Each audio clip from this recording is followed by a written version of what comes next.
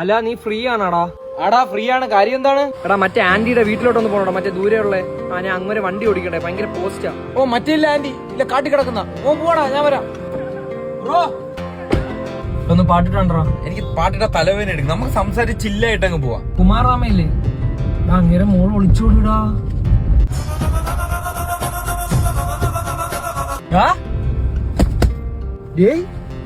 അത് കഴിഞ്ഞിട്ട് റെയിൽവേ ട്രാക്കോട് ഓടി. ആരോടി? നീ എന്താ വായും തുറന്ന് ഉറങ്ങുന്നു? ഞാൻ ഇപ്പൊ തലയൊന്ന് തിരിഞ്ഞല്ലേ ഉള്ളൂ. ഉറക്കം ഇച്ചിരി കട്ടായി പോയി. കൂട്ടിനെയാണ് ഒരുത്തനെ വിളിച്ചോണ്ടോ? അതൊക്കെ വായൊക്കെ തുറന്നിരുന്ന് ഉറങ്ങുന്നു.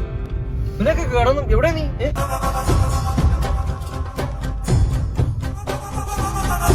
നീ എന്നോട് സംസാരിക്കാൻ കാര്യം പറയാനല്ലേ വന്ന് കേറിയത്. നീ ഇങ്ങനെ ഉറങ്ങാനാണെങ്കിൽ ഞാൻ അവളുടെ അടുത്ത് മിക്കവാറും ഇഷ്ടം പറയും കേട്ടാ.